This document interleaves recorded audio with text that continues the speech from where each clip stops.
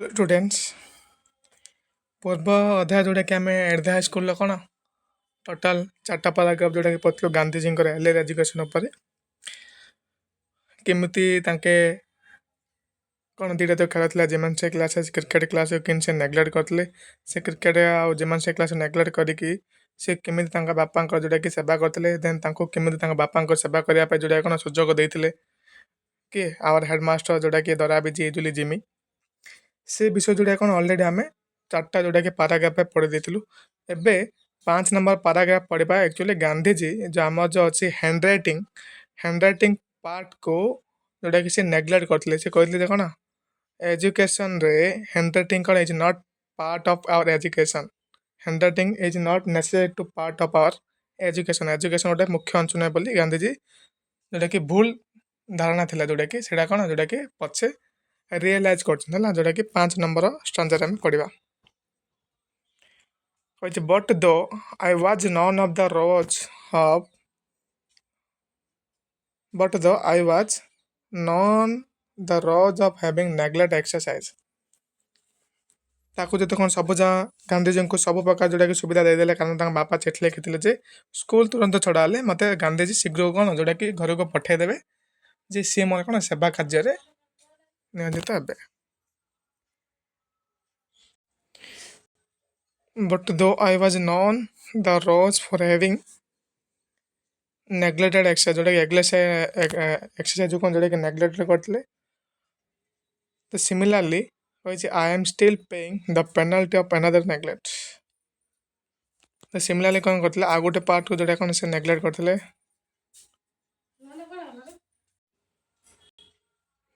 I am still paying the penalty of another neglect भाई गांधीजी कौन जोटा कि आउ गोटे जोटा कि नेग्लेक्ट करते जिनसटी को जो पेनाल्टी भरवा पड़ता किसी जोटा कि पैसा मत जोटा कौन भरवा पड़ता I do not know veins I goat the notion that good handwriting was not a necessary part of education कौन भूल धारणा था नोशन मीन्स कौन जोटा कि भूल धारणा कौन भूल धारणा था Gandhiji good handwriting was not a necessary part of education ना सुंदर जो हैंडराइटिंग कर लिखवाटा गोटे एजुकेशन पार्ट नुहे बोली जोटा कौन भूल धारणा थिला but I retained it until I went to England केते भाविले जे but I retained it until I went to England I went जोटा कि मु गली टू इंग्लैंड जो गांधीजी इंग्लैंड को जाइए सेते बेले कौन जोटा कौन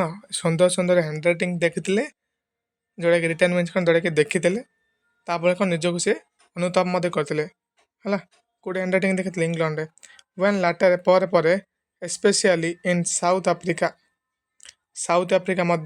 पहुँचते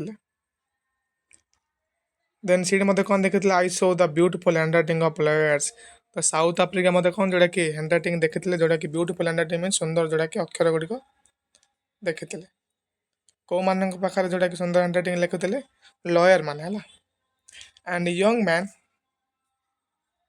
born and educated in South Africa south Africa अधिकांश लोक मान जोटा कौन देखा युवक थे पूरा यंग मैन थे कौन पूरा एजुकेटेड पर्सन थे माने पूरा ज्ञानी लोक थे ज्ञानी लोक पूरा माने ज्ञानी विज्ञ लोक मान जोड़े कहीपर I was ashamed for myself and repented of an imperfect education repented of my neglect कहे आई वाज ashamed जोटा कि मु लज्जित थी ऑफ माई सेल्फ निजे निजे जोटा कि लज्जित अनुभव कली एंड रेपेंटेड ऑफ माई नेग्लेक्ट आउ रेपेंटेड मीन्स कौन जोटा कि अनुताप करवा कौन पर अनुताप करता जो गांधीजी तो नेग्लेक्ट करते हैंडराइटिंग को जो कौन साउथ आफ्रिका लोक मान हैंडराइटिंग देखिले लॉयर मानकर निजक निज जोटा कौन अनुताप कले जे ये जिन मुझे कौन जोटा कि नेग्लेक्ट करदे I saw that bad handwriting should be regarded as a sign of imperfect education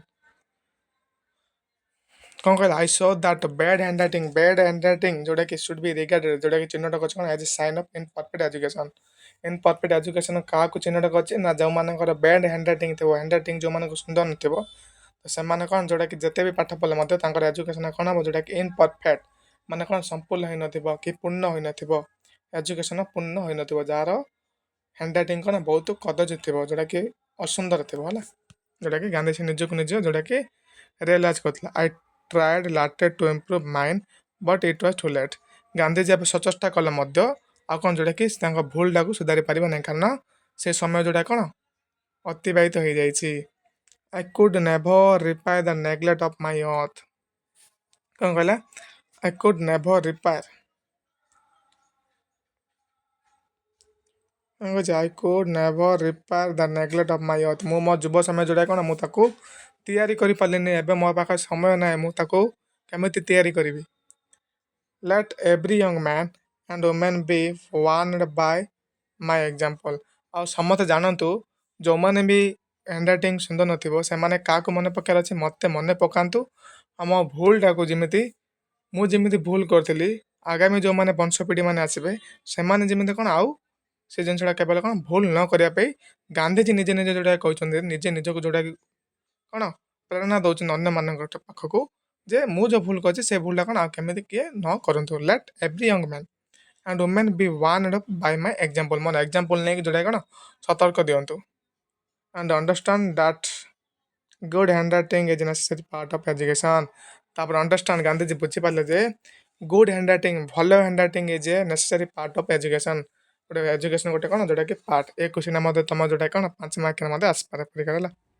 ତାକୁ କହୁଛି I M now the opinion that children should first be taught the art of drawing before learning two right.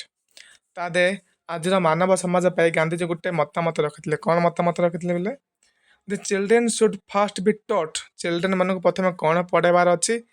Art of drawing. Art of drawing means ବିଭିନ୍ନ ପ୍ରକାର ଚିତ୍ର ଯେଉଁଟାକି ଶିଖେଇବାର ଅଛି। Before learning two right ମାନେ ଲେଖିବା ଶିଖେଇବା ପୂର୍ବରୁ ଗୋଟେ ପିଲା ଯଦି ଲେଖିବା ଜାଣିନି, ପ୍ରଥମେ ତୁମେ କ'ଣ କରୁଛ, ଆମେ ପିଲାମାନଙ୍କୁ ଲେଖିବା ଶିଖେଇ ଦେଉଛୁ। କିନ୍ତୁ ସେ କ'ଣ କହିଥିଲେ, ପ୍ରଥମେ ପିଲାମାନଙ୍କୁ ଲେଖିବାରେ ନ ଶିଖେଇକି ପ୍ରଥମେ ଆମେ କ'ଣ କରିବା କିଛି କିଛି ଡ୍ରଇଂ ସେମାନଙ୍କୁ ଶିଖେଇବା। ଆର୍ଟ ଅଫ୍ ଡ୍ରଇଂ ହେଲା। ତ ଆର୍ଟ ଶିଖାଇବା ପିଲାମାନଙ୍କୁ, ସେମାନେ ଯେତେବେଳେ ଆର୍ଟ ଶିଖିଯିବେ ତ ସେମାନେ କ'ଣ ଅଟୋମେଟିକ୍ ତାଙ୍କ ଯେଉଁଟା କ'ଣ ରାଇଟିଂ ସ୍କିଲ୍ଟା ଯେଉଁଟା କ'ଣ ବଢ଼ିଯିବ। ତ ସେଥିପାଇଁ ପ୍ରଥମେ କ'ଣ କହିଥିଲେ, ପ୍ରଥମେ ଆର୍ଟ ଅଫ୍ କ'ଣ ଡ୍ରଇଂ ଶିଖେଇବା, ଦେନ୍ ରାଇଟ୍ ଶିଖେଇବା ହେଲା। ଲର୍ଣ୍ଣିଂ ଟୁ ରାଇଟ୍, ଲେଖିବା ଶିଖେଇବା ଅଟୋମେଟିକ୍। କାରଣ late the children his letters Bai observation age Hi does different objects such as flowers, birds, etc. Let him learn handwriting only after he has learned to draw objects. He will then write a beautiful formed hand. ସେ କ'ଣ କହିଲେ ଯେ ଦେଖିଦିଏ ଆମେ ସମସ୍ତେ ଯେତେବେଳେ ଆମେ ଛୋଟ ଛୋଟ ଥିବା ତ ଆମକୁ ପ୍ରଥମେ କ'ଣ ଶିଖାନ୍ତି, ଯେଉଁଟାକି କ'ଣ ଲେଖିବା ଶିଖାନ୍ତି। ଖଡ଼ି ପକାଇଲା ସମୟ ଯେତେବେଳେ ଯିବ ଅ ଆ ଶିଖାନ୍ତି। କିନ୍ତୁ ଗାନ୍ଧିଜୀ କ'ଣ କହିଥିଲେ ଯେ ଆମେ ତାଙ୍କୁ ଲେଖିବା ନ ଶିଖି କିଛି ବିଭିନ୍ନ ପ୍ରକାର ଚିତ୍ର ଯେଉଁଟାକି ଆଙ୍କିବା ଶିଖେଇବା। କାରଣ ଛୋଟ ଛୋଟ ପିଲାମାନେ ଦେଖିବେ ସେମାନେ ଷ୍ଟଡ଼ିକୁ ଯେତିକି ଫୋକସ୍ କରିବେନି ସେତିକି କ'ଣ ଅବଜେକ୍ଟ ଉପରେ ସେତିକି ଫୋକସ୍ କରିବେ। ମାନେ ସେ ବିଭିନ୍ନ ପ୍ରକାର ଡ୍ରଇଂ ଉପରେ ସେମାନେ କ'ଣ ଯେଉଁଟାକି ଧାରଣା ପିଟିଯିବ, ମାନେ ଫଟାଫଟ ଯେଉଁଟାକି ଧରିବେ ଅବଜେକ୍ଟ ଦେଖିଲେ ହେଲା, ମାନେ ଡ୍ରଇଂ ଯାହା ଦେଖିଲେ। ତ ତାପରେ କ'ଣ ସେ ଯାହା ଶିଖେଇକି ଦେନ୍ ଆମେ କେଉଁଠି ଯିବା, ରାଇଟିଂ ସ୍କିଲ୍କୁ ଶିଖେଇବା। ତାପରେ ସେ କ'ଣ କହୁଛି, he will then write a beautiful form hand. ଆମର ଯେଉଁ ହ୍ୟାଣ୍ଡ ରାଇଟିଂ ରହୁଛି ଆମର ଖାଲି କ'ଣ ଓନ୍ଲି ସୁନ୍ଦରତା ପାଇଁ ହିଁ ରହୁଛି, କିନ୍ତୁ ଆମ ଥିଙ୍କିଂ ପାୱାର ଉପରେ କିଛି ଡିପେଣ୍ଡ କରୁନି। ତ ଆମ ଥିଙ୍କିଂ ପାୱାର କେଉଁଠି ରହୁଛି ପିଲେ, ଆମର ଆକ୍ଟ ଯାଉଛି ହେଲା। ଆର୍ଟଟା ହେଉଛି କ'ଣ ଆମ ଥିଙ୍କିଂ ପାୱାର। ଆମେ ଗୋଟେ ଜିନିଷ ଗୋଟେ ବସ୍ତୁ ଦେଖିବା, ଆମେ କେତେ ଥିଙ୍କ କରିପାରୁଛୁ, ଥିଙ୍କ କରିକି ଆମେ ତା ଉପରେ କେତେ ଯେଉଁଟାକି ଏକ୍ସପ୍ଲେନ୍ କରିପାରୁଛୁ, ଅନ୍ୟ ଆଗରେ କେମିତି ପରିପ୍ରକାଶ କରିପାରୁଛୁ। ସେଇଟା ହେଉଛି ଆମର କ'ଣ ଯେଉଁଟାକି ଷ୍ଟ୍ରାଟେଜି। ଆଉ ଆମର କ'ଣ ଯେଉଁଟାକି କହିପାରିବା ଆମେ କ'ଣ ଆମର କେପାସିଟି କ'ଣ ହେଲା। ତ ଖାଲି ଆମର ଯେଉଁ ଲେଖିବାଟା ହେଉଛି ଆମର କ'ଣ ଯେଉଁଟାକି ବ୍ୟୁଟିଫୁଲ୍ ଫର୍ମ ହ୍ୟାଣ୍ଡ। ଆମେ ସୁନ୍ଦର ସୁନ୍ଦର ଖାଲି ଅକ୍ଷର ଖାଲି ଲେଖି ଦେଉଛୁ ତ, କିନ୍ତୁ ଆମ ଥିଙ୍କିଂ ପାୱାର କେପାସିଟି ସବୁବେଳେ କ'ଣ ଅଧିକ ରହିବାର ଅଛି। କାରଣ ଆମେ ପ୍ରତ୍ୟେକ ଜିନିଷକୁ ଇମାଜିନ୍ କରିକି କାମ ଚଲେଇବାର ଅଛି। ଯେଉଁଟାକି ରଟା ମାରିଦେଲେ ସବୁବେଳେ କ'ଣ ଭୁଲ ହେଇଯିବ। ପ୍ରତ୍ୟେକ ଜିନିଷକୁ ଇଚ୍ ଆଣ୍ଡ ଏଭ୍ରି ଲାଇନ୍ ଯେଉଁଟାକି କ'ଣ ଅଣ୍ଡରଷ୍ଟାଣ୍ଡିଂ ସହିତ ବୁଝିବା। କିଛି ବି ଯଦି ଡାଉଟ୍ ରହୁଛି ଦେନ୍ ଗୁଗୁଲରେ ସର୍ଚ୍ଚ କରିବା, ନହେଲେ ଟିଚର୍ ଥିଲେ ପଚାରିବା, ନହେଲେ ଟିଚର୍ ମାନେ ଥିଲେ ଇଣ୍ଟରାକ୍ସନ୍ କରିବା। ତ ଏମିତି କରିବା ହେଲା। କହିଲେ ଆମେ ତ ନା ଦିନେ ଦିନେ ଦେଖିବା ପିଲା ଆମେ ଗୋଟେ ଜାଗା ଯେଉଁଟା କ'ଣ ସଫଳତା କନଫର୍ମ ପାଇବା। ଦେନ୍ ହେଲା 6 ନମ୍ବର କହିଛି ସାଂସ୍କ୍ରିଟ ହାୱେଭର ପ୍ରୁଭଡ୍ ଏ ହାର୍ଡର task. Sanskrit, however, proved a harder task. In geometry, there was nothing to memorize, whereas in Sanskrit, I thought ଭାବିଲି everything had to be learnt by heart. କହିଛି Sanskrit, however, proved a harder task. ଦେଖନ୍ତୁ how ଏବେ ଯେପରି ସଂସ୍କୃତ ଭାବରେ proved ହାର୍ଡର task. ସଂସ୍କୃତ ଶବ୍ଦଟା କ'ଣ ଥିଲା ଯେଉଁଟାକି ପିଲାମାନଙ୍କ ପାଇଁ ଅଧିକାଂଶ ପିଲାମାନଙ୍କ ପାଇଁ ହାର୍ଡର ଟାସ୍କ ଥିଲା ହେଲା, ମାନେ ବହୁତ କଠିନ ଥିଲା। In geometry there was nothing to memorise. Geometry part କ'ଣ କିଛି ଯେଉଁଟାକି ନଥିଙ୍ଗ ନାହିଁ, ମାନେ କିଛି ନଥିଲା ଯେଉଁଟାକି ଯେମିତି ଦେଲେ ମୋତେ କ'ଣ ସହଜ ପିଲାମାନଙ୍କ ପାଇଁ geometry part. Where is in Sanskrit ଅପେକ୍ଷା ଆଇ ଥଟ୍ ସଂସ୍କୃତ ଦେଖିବ ପିଲାମାନେ ଅଧିକାଂଶ ବ୍ରାହ୍ମଣ ଛୁଆମାନଙ୍କୁ ଯେଉଁଟାକି ଭଲ ଲାଗେ, ଆଟ୍ରାକ୍ସନ୍ ବେଶୀ ସଂସ୍କୃତ। ହିନ୍ଦୀ ଅପେକ୍ଷା ସଂସ୍କୃତ ପିଲା ସହଜ, କିନ୍ତୁ ସଂସ୍କୃତର ସ୍କୋରିଂ କରିବା ବହୁତ ଇଜି ମଧ୍ୟ, 100 to 100 ରହିବ। କିନ୍ତୁ ହିନ୍ଦୀରେ ଯେଉଁଟା କ'ଣ 100 to 100 ରହିବନି, କିଛି ଯେଉଁଟାକି ବାନା ଶୁଦ୍ଧି, ମାନେ ଯେଉଁଟା କ'ଣ ମାତ୍ରା ଶୁଦ୍ଧି, ବନା ଏଇସବୁ କ'ଣ ଯେଉଁଟାକି କଟିଯାଏ ମାର୍କ ହେଲା। ଗାନ୍ଧିଜୀଙ୍କ ପାଇଁ କ'ଣ ଜେମେଟ୍ରି ପାର୍ଟ କିଛି ଯେଉଁଟା କ'ଣ କିଛି ଫରକ ପଡ଼ୁନଥିଲା, ପୁରା ଇଜି ସେମାନଙ୍କ ପାଇଁ। କିନ୍ତୁ ସଂସ୍କୃତଟା କ'ଣ ଅଧିକାଂଶ ପିଲାମାନଙ୍କ ପାଇଁ ଯେଉଁଟାକି କଠିନ ସବଜେକ୍ଟ ଥିଲା ହେଲା। The subject was also commenced from the 4th standard। Gandhiji Sanskrit କେତେ ଷ୍ଟାଣ୍ଡାର୍ଡ ଯେଉଁଟାକି ପଢ଼ି ଆସୁଛନ୍ତି, 4th standard ଯେଉଁଟାକି ପଢ଼ି ଆସୁଛନ୍ତି ହେଲା। ମୋତେ କହୁଛି as soon as I entered the 6th, ଯେତେବେଳେ 6th standard ପହଞ୍ଚିଲି, I became disheartened. The teacher was a harder text master, anxious as I thought the force of the boy.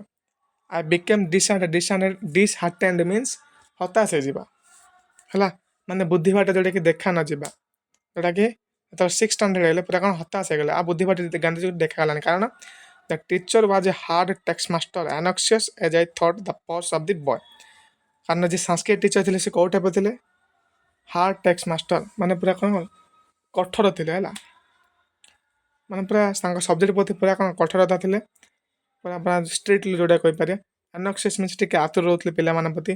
Age I thought the force of the boy, ଆଉ ଅଧିକାଂଶ ପୁଅମାନଙ୍କୁ କ'ଣ ଯେଉଁଟାକି forcefully ବାଧ୍ୟ କରିଥିଲେ ଯେ କ'ଣ ସଂସ୍କୃତ ନେବା ପାଇଁ।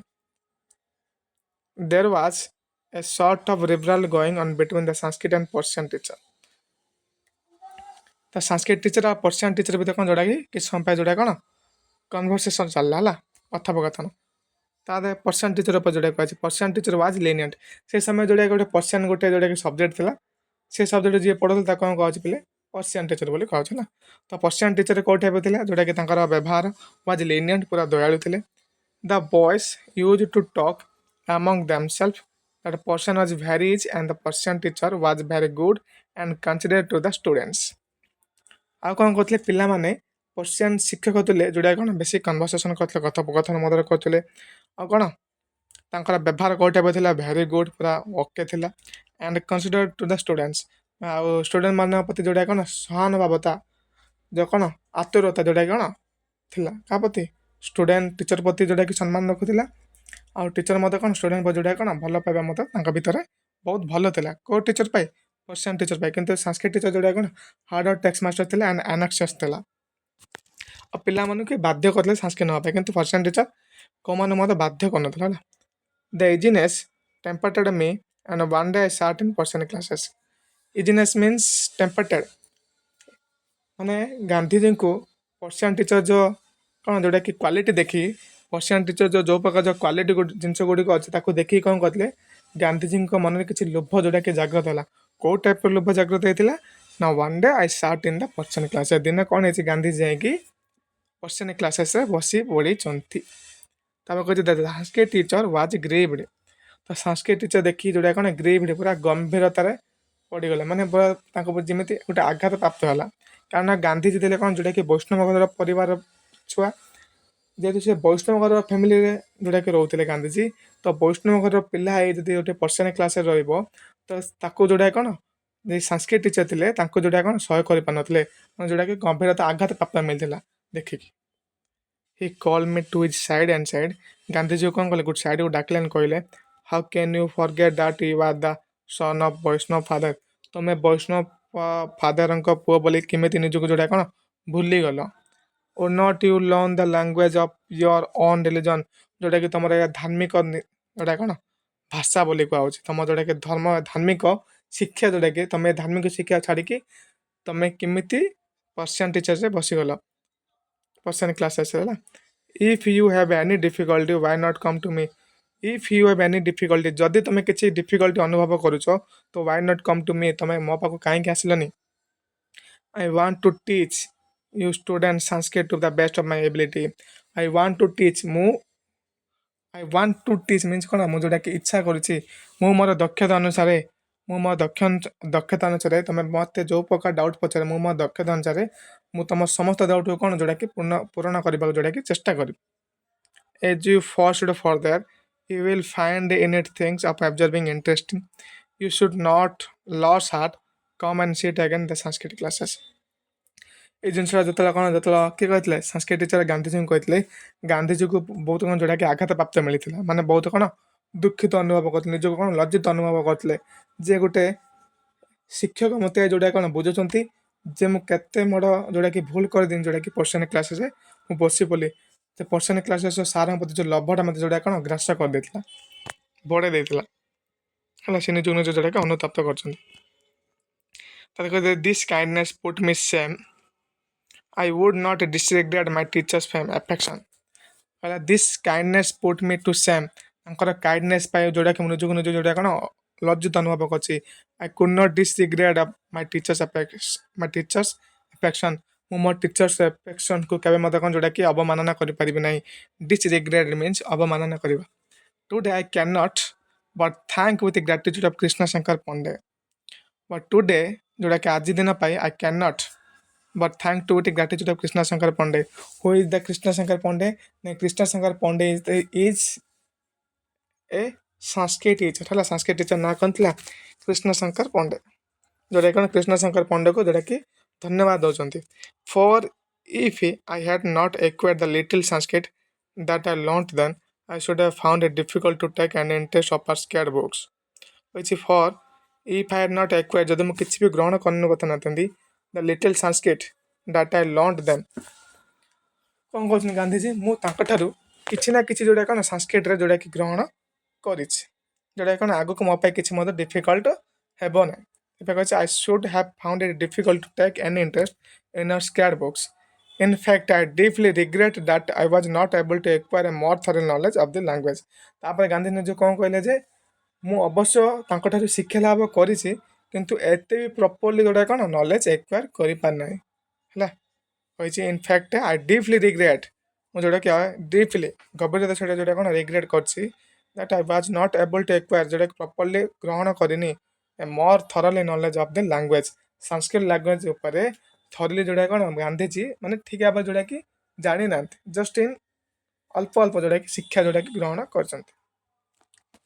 ଇଏ ଥିଲା ଯେଉଁଟା କ'ଣ ଆଟ୍ ଦ ହାଇସ୍କୁଲ ଗାନ୍ଧିଜୀଙ୍କର ଏର୍ଲିୟର ଏଜୁକେସନ୍ ଅଫ୍ ଟପିକ୍ସ. ଆର ପିଲେ ଗ୍ଲସରେ ପଡ଼ିବ ଆଉ ଲଙ୍ଗ୍ କ୍ୱେଶ୍ଚିନ୍ କ'ଣ କ'ଣ ଇମ୍ପୋର୍ଟାଣ୍ଟ ଯେଉଁଟାକି ପରବର୍ତ୍ତୀ ଯେଉଁଟାକି ଅଧ୍ୟାୟରେ ଯେଉଁଟା କ'ଣ ଆମେ ଡିସ୍କସନ୍ କରିବା. ଦେନ୍ ଏମ୍ସିକ୍ୟୁ କେଉଁ ଟାଇପ୍ର ଆସେ ସେଇ ଟାଇପ୍ର ମଧ୍ୟ କ'ଣ ଯେଉଁଟାକି ଡିସ୍କସନ୍ କରିବା. ଦେନ୍ ଦେଖା ହେବ କ'ଣ ଯେଉଁଟାକି ନେକ୍ସଟ ଭିଡ଼ିଓରେ.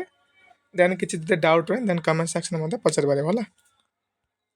ଦେନ୍ ପୂର୍ବର ଯେଉଁଟାକି ଯେଉଁ ଫାର୍ଷ୍ଟ ଲେକ୍ଚରଟା ଯେଉଁଟାକି ମୁଁ କ'ଣ ଡେସ୍କ୍ରିପ୍ସନ୍ରେ ପିନ୍ ଦେଇଥିବି ଦେନ୍ ତୁମେ ଯାଇ କ'ଣ ଫାର୍ଷ୍ଟ ଲେକ୍ଚର ଫାର୍ଷ୍ଟ ଦେଖିବ ଦେନ୍ ସେକେଣ୍ଡ ଲେକ୍ଚରକୁ ଯାଇପାରିବ ହେଲା. ଫାର୍ଷ୍ଟ ଲେକ୍ଚର ନ ଦେଖି ସେକେଣ୍ଡ ଲେକ୍ଚରରେ ଗଲେ କିଛି ମଧ୍ୟ ଯେଉଁଟା କ'ଣ ବୁଝିବ ନାହିଁ. Thank you to all.